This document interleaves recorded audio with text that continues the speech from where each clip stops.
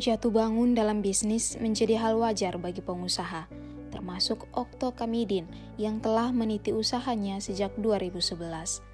Namun pandemi COVID-19 menjadi pukulan telak bagi Okto, keluarga, dan bisnis camilannya yang bermerek Isabella. Usaha rintisan bersama istrinya itu terpaksa vakum beberapa bulan karena minimnya orderan. Nama merek Isabella yang ternyata telah ada di luar NTT, dan puncaknya saat istri Okto meninggal karena terjangkit virus corona. Namun Okto harus bangkit untuk terus menjalani hidup. Ya, nama saya Okto Menandar Sri Noto Kamidin. Usia saya 58 tahun. Jadi asal Jawa Batak, di Ponten dulu tahun 64. Kita waktu sama istri waktu menikah tahun 2006. Jadi jalan kurun waktu 2011 baru mulai usaha ini. Dari awal-awal dari kecil-kecilan, dari stik ketan, baru kurban sampai stik varian rasa, stik keju, stik ubi ungu, stik jagung, sama tambahan kacang bawang, sama kacang telur, sama jagung, sama kue. Sebenarnya kue juga, tapi sementara yang sekarang yang di jalan ya kue baruan saja, terlalu banyak. Awal mulai ya namanya kita wira swasta. Saya masih ini kedepannya, namanya juga istri juga waktu itu juga pegawai swasta juga. Jadi untuk kedepannya bagaimana kan kita tidak selamanya hanya berpatokan pada gaji atau ini. Jadi mulailah kita ide untuk membuat cemilan kecil-kecilan. Ya awalnya dari stik ketan itu. Jadi dari stik ketan, tapi mungkin kurang laku. Jadi kita mulai rubah dari stik ketan alih ke stik bawang selinci. Nah, stik bawang itu yang nampak ada kemajuan. Jadi di pemasaran diterima di masyarakat. Ya, udah kita kembangkan. Kalau mau dibilang kan hanya sekedar ini dengan berapa ratus ribu aja kan, mulai dari 1 kilo naik 2 kilo sampai 3 kilo naik 1 sak gitu.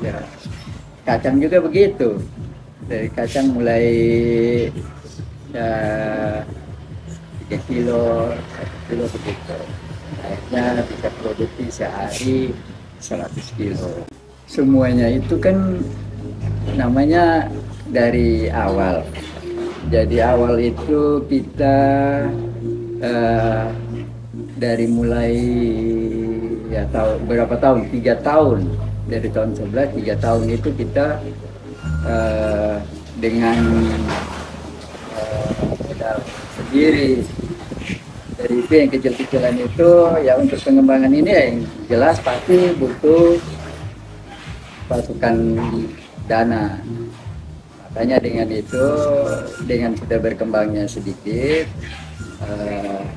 bank kita dapat bantuan pinjaman. Omset kan tergantung dari ini. Kadang tapi ya minimum bisa lah untuk menutupi utang, bisa untuk bayar karyawan, bisa untuk tapi yang kalau bulan Desember itu yang ada sampai omset sampai 100 juta, bisa 50 juta gitu. Tapi kalau harian, kalau bulanan ya kadang 30. Okto kemudian mengajak tim katongNTT.com untuk mengikuti proses pengolahan stik ubi ungu di rumah produksi Isabella di Fatululi, Kupang, Nusa Tenggara Timur. Ungu ya bahan bakunya ya ubi. Jadi dari ubi direbus, diseleksi mana yang masuk, ditimbang beberapa sudah sesuai aturan, dicampur dengan tepung sama mentega, telur, masuk ke ruang ke mesin adonan.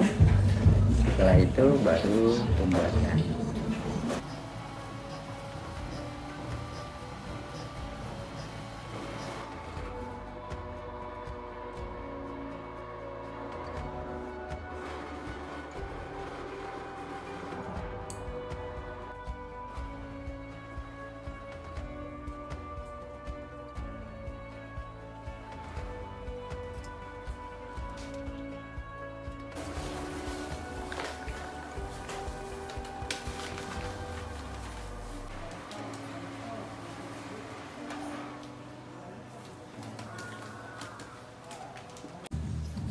Jadi mulai dari semua supermarket sama Lipo sama Hyperstore, Hypermart. Jadi waktu awal-awalnya dulu seluruh Laksana semua ada supermarket mana pasti Isabella punya produksi ada. Sekarang pengurangan, namanya tenaga kerja kan kurang.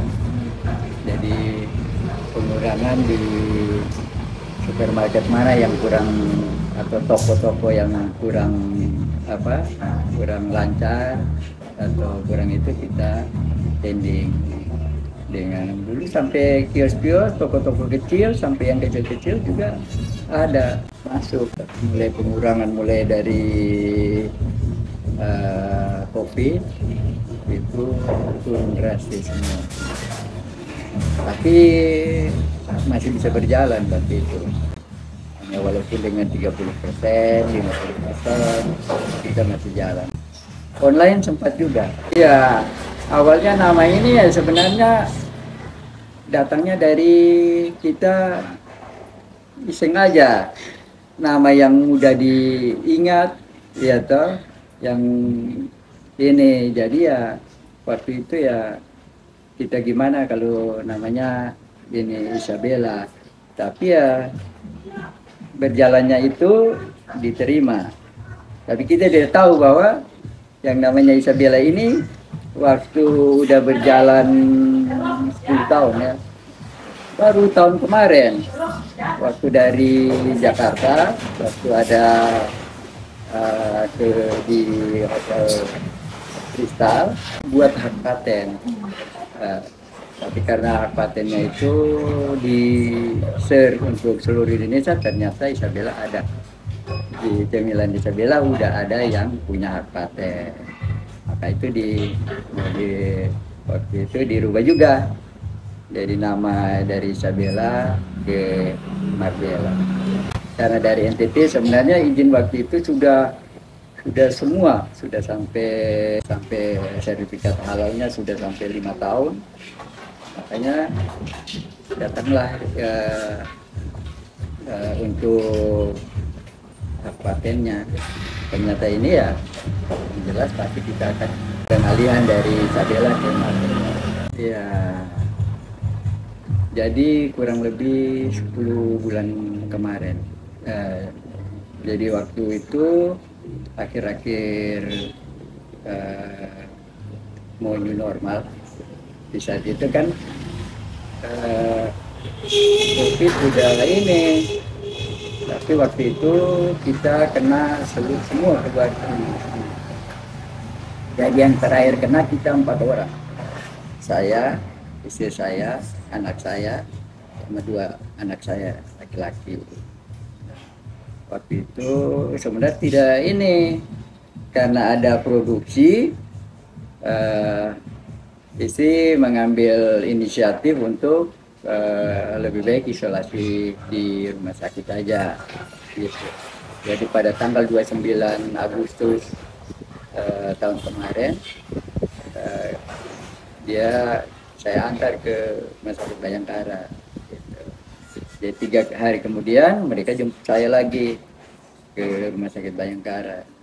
Jadi baru masuk 3 hari kemudian malah istri saya yang dipanggil kuasa ya. Jadi tepat tanggal 6 September, September 5 September ya, 5 September itulah pagi, jam 10 malam dia meninggal. Itu juga langsung dikubur ke kuburan Tua ya. Jadi semua dulu urusan administrasi, urusan pemasaran apa semua ibu yang tangani begitu. Jadi waktu itu kita sampai waktu meninggal kan saya masih satu bulan masih dirawat, jadi masih vakum. Jadi vakum tapi produksi apa yang bisa diproduksi, namanya anak-anak di sini udah ikut kita udah sekian tahun, jadi mereka semuanya sudah biasa.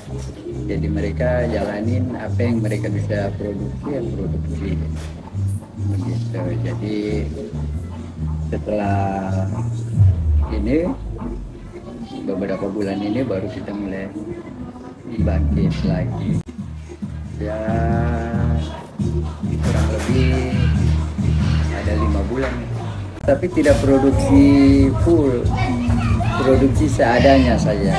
Yang penting di mana ada permintaan itu yang diisi.